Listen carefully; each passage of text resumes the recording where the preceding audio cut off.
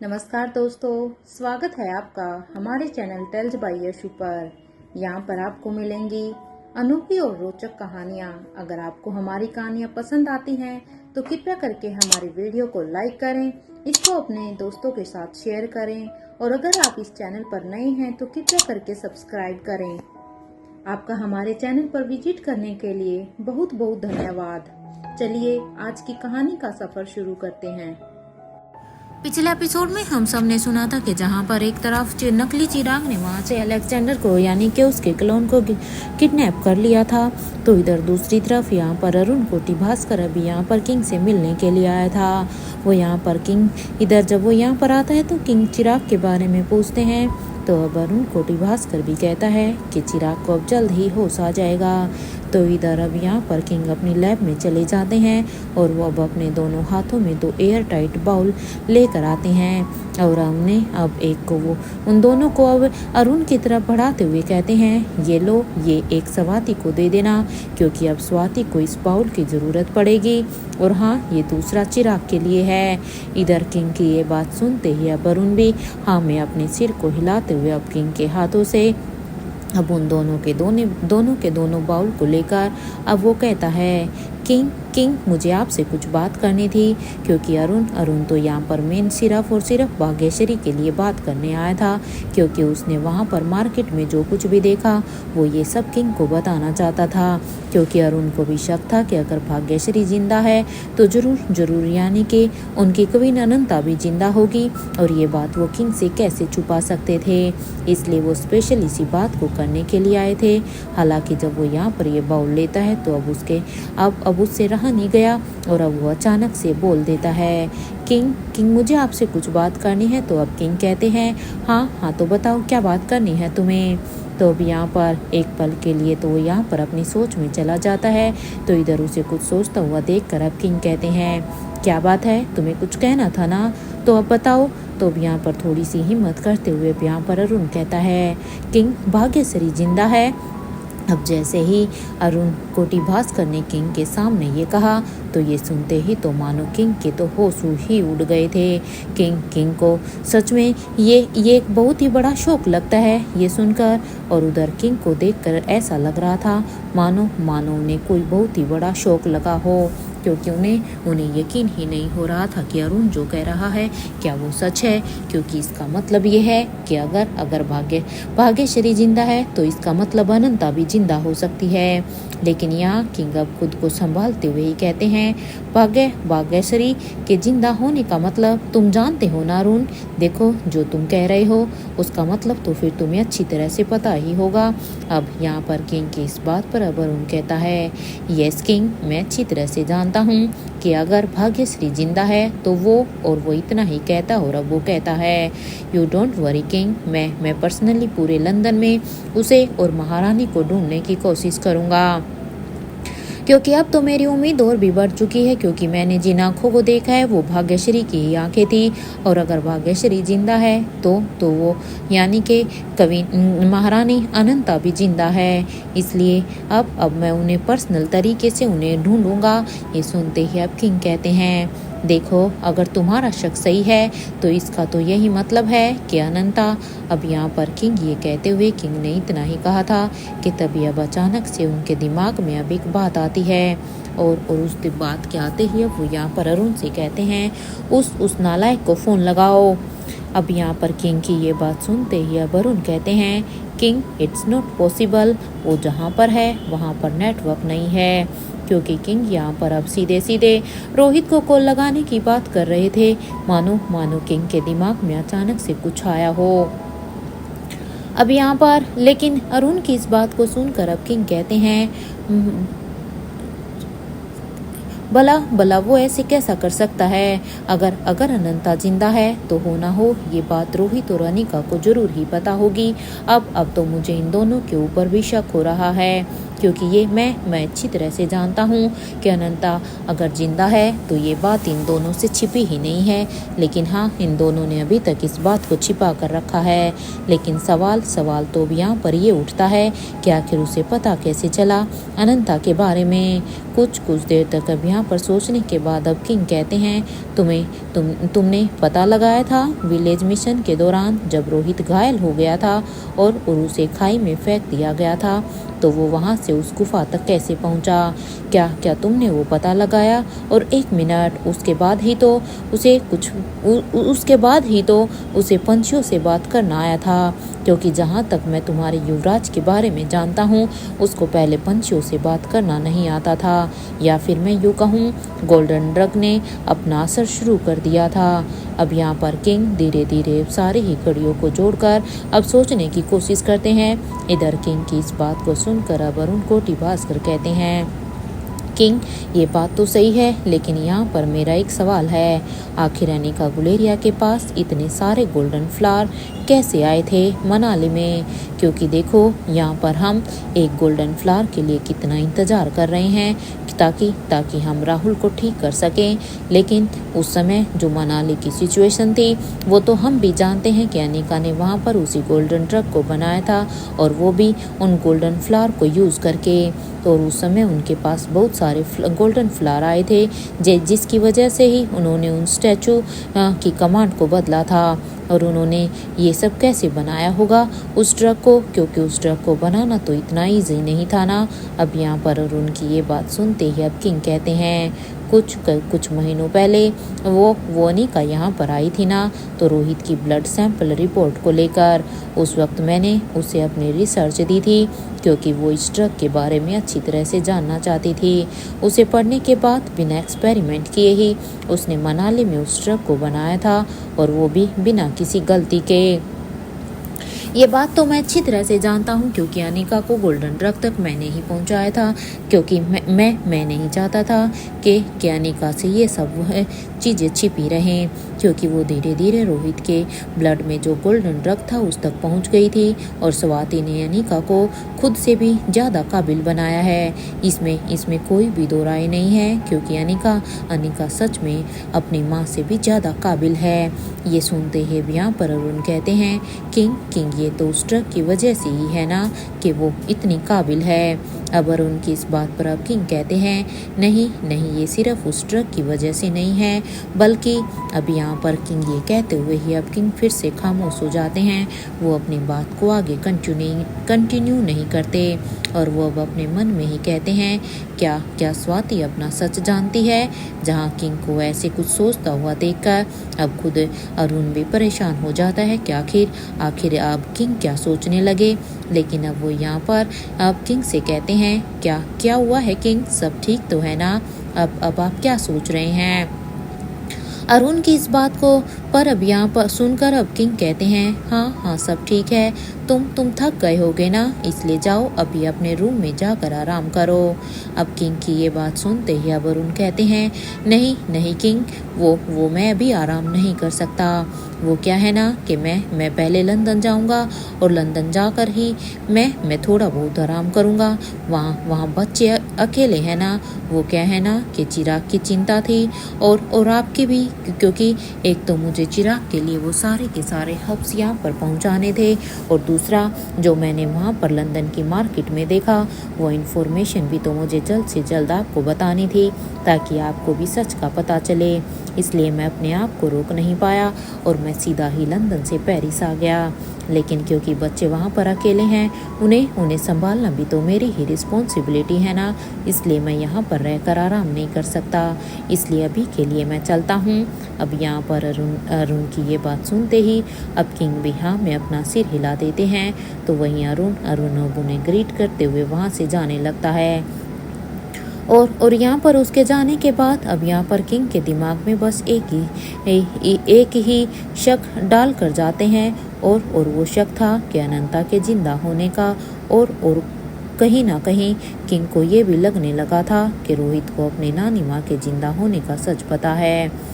क्योंकि अब यहाँ पर अरुण की इन बातों से उसके दिमाग में ये तो पक्का हो चुका था कि अब अगर भाग्यश्री जिंदा है तो अनंता भी जिंदा है। लेकिन जिस तरह से सिचुएशन हो रही थी उसे देखते हुए अब ये भी शक होने लगता है कि रोहित जरूर अपनी नानी माँ के बारे में जानता है। जहाँ एक तरफ किंग अपनी ही सोच में थे ये सब सोचकर, तो वहीं दूसरी तरफ इधर स्वाति मल्होत्रा के पैलेस में स्वाति ने यहाँ पर काफ़ी वक्त तक जया का ऑपरेशन किया था, क्योंकि जया जब यहाँ पर उसके पैलेस में आई थी तो वो खंजर से जख्मी थी और अब वो फाइनली जया के स्टिचेस लगाने लगती है। और जैसे ही यहाँ पर स्वाति का काम अब पूरा होता है वो अपने मास्क और हाथ से के हैंड ग्लव्स को निकालती है और अब उन्हें वो साइड में रखकर अब साथ के साथ अब अपने सर्जिकल काम को भी उतारती है, क्योंकि अब यहाँ पर उसका ऑपरेशन पूरा होने के बाद अब यहाँ पर स्वाति ये जानती थी कि इन्हें होश में आने में थोड़ा सा समय है। इसलिए स्वाति मल्होत्रा वहाँ पर उस मेडिकल रूम से बाहर आ जाती है। जैसे ही स्वाति मल्होत्रा यहाँ पर बाहर आती है तो वो देखती है कि करण तो अभी भी वहीं पर ही खड़े होकर स्वाति के ही बाहर आने का इंतजार कर रहे थे। हालांकि ऑपरेशन जितने वक्त तक चला करण तभी से ही यहीं पर ही मौजूद थे। जैसे ही इधर करण ने स्वाति के को वहाँ पर अपने सामने देखा तो उन्हें स्वाति को बाहर देखकर वो जल्दी से स्वाति के पास जाते हैं और कहते हैं अब कैसी है स्वाति वो। करण की इस बात को सुनकर अब स्वाति मल्होत्रा कहती हैं अभी तो कुछ भी नहीं कह सकती हूँ करण, मैंने अपनी तरफ से पूरी कोशिश की है। वो क्या है ना कि उसका जख्म काफ़ी गहरा था, खंजर काफ़ी बुरी तरीके से उनकी कमर में लगा हुआ था और उनका ब्लड लॉस भी बहुत ज़्यादा हो चुका था। वो तो सच कहूँ अच्छा हुआ वो यहाँ पर आ गई। वैसे मैं उम्मीद करती हूँ कि भगवान सब ठीक करें और वो बच जाएं। वैसे करण अब क्योंकि उनकी हालत कुछ ठीक नहीं है इसलिए उन्हें ठीक करने के लिए मुझे कुछ हर्ब्स भी चाहिए, क्योंकि मैं सिर्फ इन मेडिसिन के भरोसे नहीं रह सकती और इनके इलाज में वो हब्स ही अब इनकी हेल्प करेंगे ताकि जो इन्हें जख्म लगे हैं वो जल्द से जल्द हील हो जाएं और ये जल्दी ही रिकवर हो जाएगी। स्वाति की ये बात सुनते ही अब करण गुलेरिया कहते हैं स्वाति तुम इस तरह से यहाँ से कहीं भी नहीं जा सकती हो, क्योंकि जैसे ही स्वाति ने यहाँ पर हब्स की बात की तो करण जानते थे कि उन हब्स को लेने के लिए या तो स्वाति को या फिर करण को इन हब्स को लेने के लिए भी यहाँ पर इस पैलेस से बाहर जाना होगा। लेकिन वो स्वाति को बिल्कुल भी इस तरह का रिस्क नहीं लेने दे सकता था। इसलिए अब करण कहते हैं देखो तुम मुझे बताओ स्वाति, मैं सब कुछ लेकर आऊँगा, तुम्हें जो भी हब्स चाहिए हैं वो मैं सब कुछ अरेंज करूँगा, लेकिन तुम इस पैलेस से बाहर बिल्कुल भी नहीं जाओगी। करण की ये वार्निंग सुनते ही यहाँ पर स्वाति कहती है करण ये बात मैं अच्छी तरह से जानती हूँ कि तुम ये सब क्यों कह रहे हो, क्योंकि तुम्हें मेरी चिंता है कि अगर मैं यहाँ से बाहर गई तो दुश्मन शायद ताक लगा कर बैठे हुए हैं, लेकिन यहाँ से बाहर निकलना आपके लिए भी तो सेफ नहीं है ना, क्योंकि ये तो तुम भी जानते हो कि तुम्हारे और मेरे में से बस हम दोनों ही यहाँ से बाहर जा सकते हैं और यहाँ पर कोई है ही नहीं। लेकिन मैं ये भी नहीं चाहती करण कि मेरी वजह से तुम्हें किसी भी तरह का रिस्क हो, क्योंकि मैं ये बात अच्छी तरह से जानती हूँ कि आपके पापा देवराज गुलेरिया पागलों की तरह आपको राजीव को ढूंढ रहे हैं और अगर आप यहाँ से बाहर गए तो वो तुम्हें भी पकड़ लेंगे। यहाँ स्वाति और करण इधर अपनी ही सोच में थे कि तभी यहाँ पर स्वाति के कानों में अब एक आवाज़ आती है। ये आवाज़ कोई और नहीं बल्कि ये यहाँ पर इस पैलेस में मौजूद एक स्टैचू की आवाज़ थी, जो कि अभी कह रही थी someone is coming please go to the terrace. अब यहाँ पर इसकी आवाज़ सुनते ही करण गुलेरिया अब स्वाति की तरफ देखते हैं तो इधर स्वाति भी करण की तरफ देखती है और इधर अब वो दोनों के दोनों अलर्ट हो जाते हैं कि आखिर यहाँ पर इस पैलेस की टेरेस पर कौन आ रहा है, क्योंकि उन्हें यहाँ पर किसी के भी आने का कोई भी संदेशा नहीं था। तो यहाँ पर स्वाति अब करण से कहती है आप अभी यहीं पर ही रुकिए करण, मैं बस अभी देखती हूँ कि आखिर टेरेस पर कौन आ रहा है। हमें तो किसी के आने के बारे में पहले कोई भी पूर्व सूचना नहीं थी। अब यहाँ पर ये सुनते ही अब करण गुलेरिया कहते हैं नहीं स्वाति, मैं तुम्हें अकेले टेरेस पर भी नहीं जाने दूंगा, क्योंकि जो आ रहा है हमें उसका पता नहीं है कि वो हमारा कोई वेल विशर है या कोई हमारा दुश्मन है। इसलिए मैं तुम्हें अकेले नहीं जाने दूंगा। मैं भी तुम्हारे साथ टेरेस पर चलूँगा। अगर कोई खतरा हुआ तो कम से कम मैं संभाल तो लूँगा। ये सुनते ही अब स्वाति मल्होत्रा कहती है, देखो करण, अगर कोई खतरा होता तो ये स्टैचू हमें डेंजर का साइन देते। वो हमें इस तरह से किसी के आने का संदेश नहीं देते, क्योंकि इन स्टैचू के बारे में तो तुम भी अच्छी तरह से जानते हो, क्योंकि अभी इन स्टैचू ने हमें बस इन्फॉर्म किया है। इसलिए तुम चिंता मत करो। मैं अच्छी तरह से जानती हूँ ये जरूर कोई दुश्मन नहीं है। इसलिए मैं देखती हूँ, तुम बस यहीं पर ही रहो और मेरे आने का इंतज़ार करो। और ये कहते हुए ही स्वाति मल्होत्रा वहाँ से बाहर निकलकर अब बेसमेंट में बने अपने एलिवेटर से सीधा ही टेरेस की तरफ जाने लगती है। कुछ ही देर के बाद जैसे ही इधर स्वाति मल्होत्रा टेरेस पर आती है तो वो वहाँ पर अभी कोई भी नहीं था। इसलिए वहाँ पर किसी को भी ना पाकर अब स्वाति मल्होत्रा इधर उधर देखने लगती है कि आखिर स्टैचू ने तो उधर टेरेस पर किसी के आने की खबर दी थी, लेकिन अभी तक उसे कोई भी दिखाई नहीं देता। जब स्वाति यहाँ पर किसी को ढूंढ रही थी तभी स्वाति की नज़र अब सामने से आ रहे चोपर पर जाती है। स्वाति अब यहाँ पर जब उस चोपर को देखती है तो अब वो समझ जाती है कि इसमें कौन हो सकता है। और अब वो यहाँ पर बड़े ही ध्यान से अब उस चोपर की तरफ देखती है ताकि वो इस चोपर को पहचान सके कि आखिर ये चोपर किसका है। कुछ देर तक उस चोपर को देखने के बाद फाइनली जब वो चोपर यहाँ पर उसके थोड़ा सा और भी पास आ जाता है तो अब वो उस चोपर को पहचान जाती है। और अब वो अपने मन में ही कहती है, ये तो किंग का चोपर है। आखिर किंग का चोपर यहाँ पर क्यों आया है। और यहाँ पर वो ये सब सोच ही रही थी कि तभी वो चोपर भी यहाँ पर अब टेरेस पर आकर लैंड कर जाता है। और जैसे ही ये चोपर यहाँ पर लैंड करता है तो उसमें से अब एक मास्क पहने हुए अब एक शख्स बाहर की तरफ निकल कर आता है, जिसके हाथों में एक बाउल था। अब उस शख्स को देखकर अब यहाँ पर स्वाति मल्होत्रा अब उसे पहचानने ही वाली थी कि आखिर ये शख्स कौन है जो इस तरह से यहाँ पर उसके टेरेस पर आया है। और वो भी किंग के चोपर में। अब वो यहाँ पर उसे पहचानने ही वाली थी कि तभी वो शख्स अब उस बाउल को स्वाति मल्होत्रा की तरफ आगे बढ़ा देता है और कहता है, ये लीजिए ये बाउल, ये किंग ने आपको देने के लिए कहा है। अब उस शख्स की ये बातें सुनते ही अब स्वाति मल्होत्रा भी हैरानी से बस उस बाउल को ले लेती है। और अब जैसे ही स्वाति मल्होत्रा अब उसके ढक्कन को हटाकर देखती है तो और उसे सूंघने की कोशिश करती है तो उसके चेहरे पर एक स्माइल आ जाती है। और इसलिए इसे सूंघने के बाद अब उस बाउल को वो फिर से अच्छी तरह से बंद कर देती है। और अब बंद करने के बाद कहती है, क्या चिराग को होश आया है। होश आ गया अब, क्योंकि स्वाति मल्होत्रा को ये समझने में बिल्कुल भी देर नहीं लगी कि ये वही लेप है जिससे अब चिराग को होश आ सकता है। इसलिए अब यहाँ पर स्वाति की इस बात को सुनकर अब अरुण कोटी भास्कर कहते हैं, ये आपको बताने के लिए नहीं कहा गया है। मुझे जितना काम करने के लिए कहा है वो मैंने कर दिया है। मेरे ख्याल से अब मुझे यहाँ से चलना चाहिए, क्योंकि ये शख्स कोई और नहीं बल्कि अरुण ही था। और ये कहते हुए ही अब अरुण कोटी भास्कर फिर से चोपर के अंदर जाकर बैठ जाता है।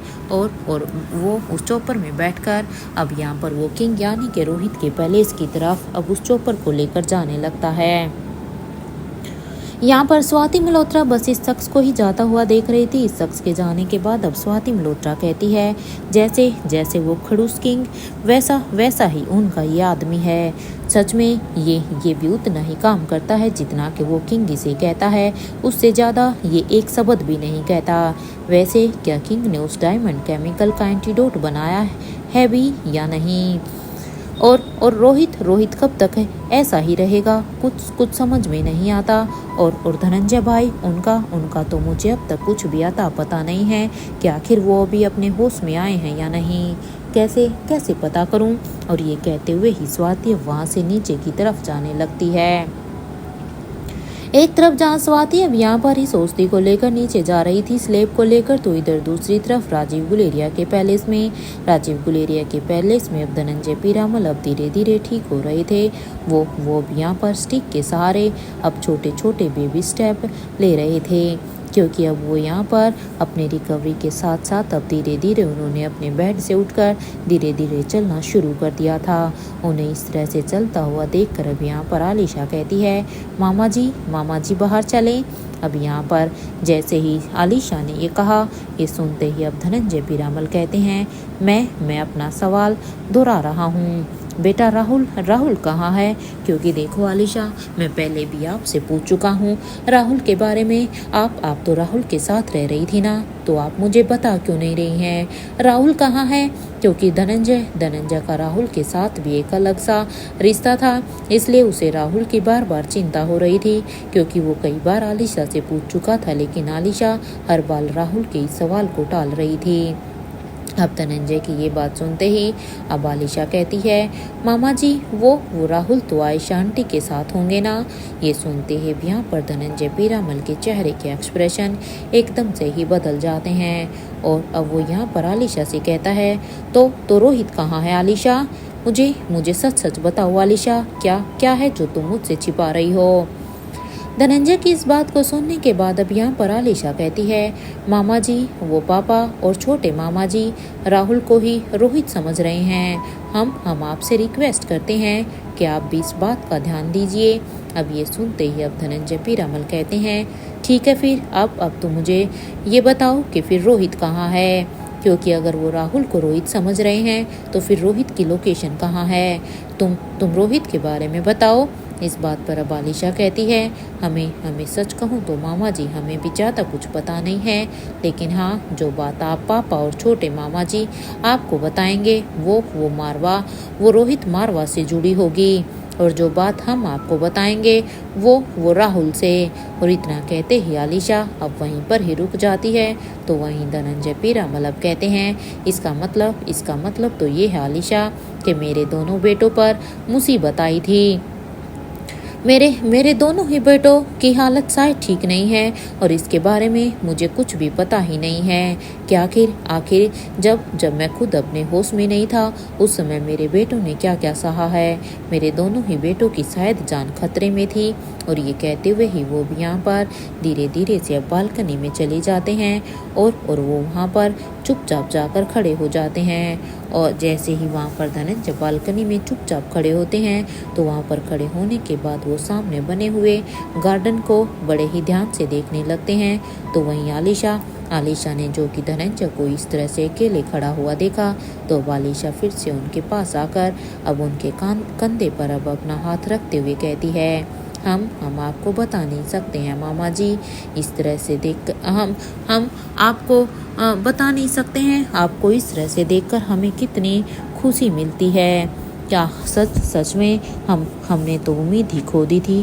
कि आप ठीक भी हो पाएंगे, लेकिन हम अब बहुत ही खुश हैं कि एटलीस्ट अब आप ठीक हो गए। आलिशा और धनंजय को ऐसे देखकर अब यहाँ पर दरवाजे पर खड़े अब अंजलि मामी, राजीव गुलेरी और महेंद्र उन्हें ही देख रहे थे। क्योंकि एक तरफ जहाँ पर ये दोनों कमरे में थे तो ये तीनों ही यहाँ पर दरवाजे से इन तीनों को ही देख रहे थे। और अब यहाँ पर इन्हें देखकर अब अंजलि मामी धीरे से कहती है, देखा राजीव, मैंने कहा था ना कि धनंजय को देखकर आलिशा धीरे धीरे स्वतः ही ठीक हो जाएगी।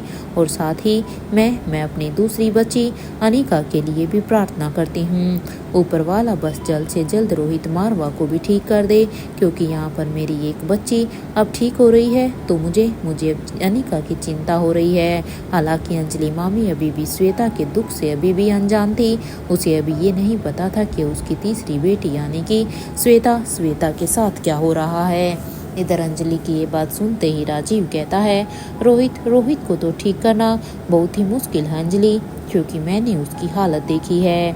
अनिका ने उसके घाव को तो भर दिए हैं, लेकिन उस जहर का क्या जो उसकी बॉडी में स्लो पॉइजन का काम कर रहा है। क्योंकि हर बीते वक्त के साथ रोहित मारवा की जिंदगी मौत के हवाले होती जा रही है। अब यहाँ पर ये सुनते ही अब अंजलि मामी कहती है, ये क्या कह रहे हो तुम? क्या इस बात का कोई भी सॉल्यूशन नहीं है राजीव? हाँ भला ऐसा कैसे हो सकता है? अनिका भला कैसे अपनी आंखों के सामने रोहित को इस तरह से मौत की आगोश में जाता हुआ देख सकती है? ये सुनते ही यहाँ पर राजीव एक गहरी लंबी सांस लेता है, क्योंकि अब तक यहाँ पर ये राजीव महेंद्र अंजलि ये सभी अभी भी राहुल को ही रोहित समझ रहे थे। ये ने अभी तक इस बात का नहीं पता था कि रोहित की याददाश्त गई है, ये रोहित नहीं है। और अब इसलिए यहाँ पर वो कहता है सॉल्यूशन तो है अंजलि, लेकिन बहुत मुश्किल है वहाँ तक जाना। इधर यहाँ पर राजीव की इस बात को सुनकर अब अंजलि और महेंद्र दोनों ही अब हैरान थे कि आखिर ऐसा कौन सा सॉल्यूशन है जिस तक पहुँचना हर किसी के लिए नामुमकिन है। तो वहीं अब राजीव अब सीधा ही वहाँ से अपने लैब की तरफ जाने लगता है। तो वहीं अब महेंद्र पीरामल भी अब उसके पीछे जाने लगते हैं कि आखिर ऐसा क्या सॉल्यूशन है। इधर कुछ ही देर के बाद जैसे ही वो दोनों राजीव के लैब में पहुंचते हैं तो वहां पर अब महेंद्र पीरामल कहते हैं, यार मानना पड़ेगा रोहित मारवा। ये सुनते ही यहाँ पर राजीव कहता है, तुम ऐसा क्यों बोल रहे हो? हाँ। इस बात पर अब महेंद्र पीरामल कहते हैं, एक बात रोहित मारवा की किडनैपिंग के बाद तेरे पापा ने कितने वक्त के बाद अंजलि के ऊपर अटैक किया था, तुम्हें याद तो है ना? इस बात पर अब राजीव कहता है, वो तो मुझे पता नहीं है, क्योंकि जब मैं हॉस्पिटल पहुंचा था तो अनिका ने रोहित मारवा को उस समय ऑपरेशन किया था। इस बात पर अब महेंद्र पीरामल कहते हैं, बैक टू बैक इतना कुछ सहा है रोहित मारवा के शरीर ने, पता नहीं क्यों मुझे फिर भी कुछ अजीब लग रहा है।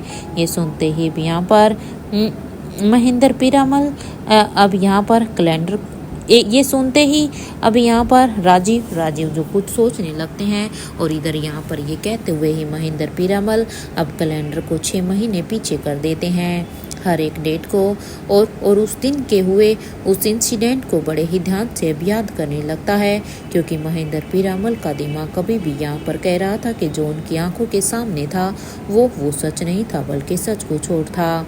तो वहीं उसे ये सब करता हुआ देखकर अब यहाँ पर राजीव भी अब अपने लैब में एक किताब को ढूंढने लगता है। एक तरफ जहाँ पर यहाँ पर राजीव की लैब में महेंद्र और राजीव दोनों अपने में काम में लग गए थे, तो इधर दूसरी तरफ इंडिया में दिल्ली में सन्याल हाउस में श्वेता भी यहाँ पर अब क्रिश के साथ सन्याल हाउस में वापस आ जाती है। जैसे ही वो यहाँ पर घर के अंदर आती है तो वो देखती है कि उसकी माँ यानी कि उसकी सासू माँ किसी से वीडियो कॉल पर बात कर रही थी। अपने कदमों को अब उनकी तरफ बढ़ाते हुए श्वेता अब उनकी तरफ बढ़ती है। जैसे जैसे वो आगे बढ़ती है तो उनके कानों में एक आवाज़ आती है, माँ मैं बिल्कुल ठीक हूँ, आपको मेरी चिंता करने की ज़रूरत नहीं है।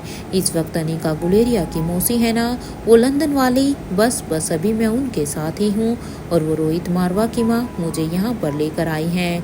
देखो अब आपको परेशान होने की ज़रूरत नहीं है।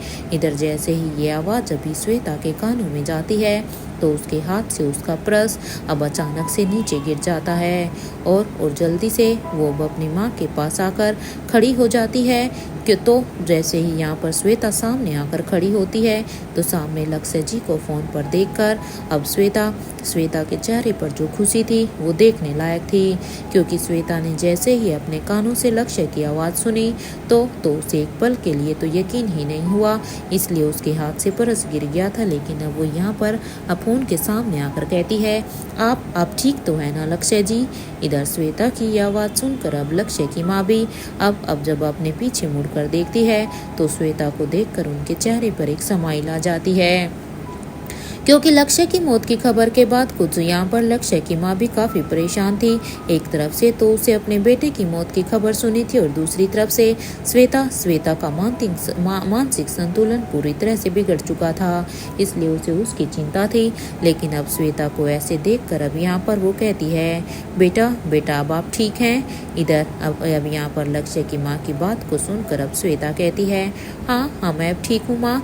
इधर श्वेता को देखकर अब लक्ष्य कहता है, श्वेता जी आप कहाँ पर थी और आपका फ़ोन क्यों नहीं लग रहा था? अरे मैंने आपको कितने बार फ़ोन करने का ट्राई किया, लेकिन एक आप थी कि आप तो फ़ोन को उठा ही नहीं रही थी। इधर लक्ष्य की इस बात को सुनकर अब श्वेता कहती है, लक्ष्य जी आप भूल गए हैं क्या? उस वक्त मेरा फ़ोन टूट गया था।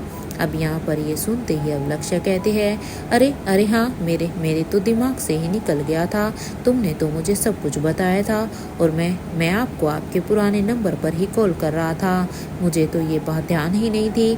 इधर लक्ष्य की ये बात सुनते ही अब श्वेता कहती है, लेकिन आप ये बताइए, आप ठीक तो है ना? अरे मेरे लिए इतना इतना काफ़ी है, क्योंकि अगर आप ठीक हैं तो बस मुझे और क्या चाहिए।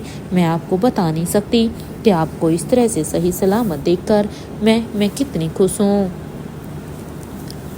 अब यहाँ पर श्वेता की ये बात सुनते ही अब लक्ष्य कहता है, अरे अरे हाँ श्वेता जी, मैं बिल्कुल ठीक हूँ, मेरे तो दिमाग से ही निकल गया था और मैं आपको अब सच में जल्द से जल्द अब आप लोगों के पास आता हूँ।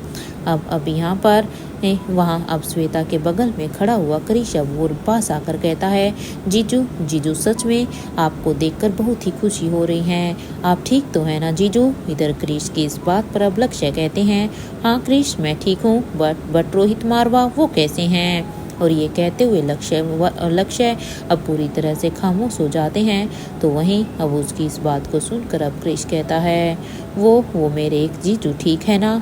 तो देखना अब सभी मेरे तो आप सभी मेरे दूसरे जीजू भी जल्दी से ही ठीक हो जाएंगे। वैसे लक्ष्य जीजू आप अभी लंदन में है ना? इस बात पर अब लक्ष्य कहता है, हाँ अभी तो मैं यहीं लंदन में ही हूँ, लेकिन हाँ बहुत जल्द अब मैं इंडिया में आने वाला हूँ। लक्ष्य की ये बात सुनते ही अब क्रिश कहता है, जीजू मोम से आपकी बात हुई? मेरा मतलब है कि मोम की कंडीशन कैसी है? क्योंकि अब तक मल्होत्रा हाउस में सभी को यही पता था कि अंजलि मल्होत्रा भी लंदन में ही है, यानी कि उनकी माँ लंदन में ही है। इसलिए क्रिश अब यहाँ पर सीधे लक्ष्य से अपनी माँ के बारे में पूछता है। इधर क्रिश की इस बात को सुनकर अब लक्ष्य जी कहते हैं, मेरे तो एकदम से ध्यान से ही निकल गया क्रिश इस बारे में जानना। एक काम करता हूँ, मैं अभी ही अंजलि मॉम के बारे में रेखा मूर्ति जी से बात करता हूँ और मुझे जैसे ही इसके बारे में कुछ भी पता चलता है मैं जल्द से जल्द आप लोगों को बताता हूँ।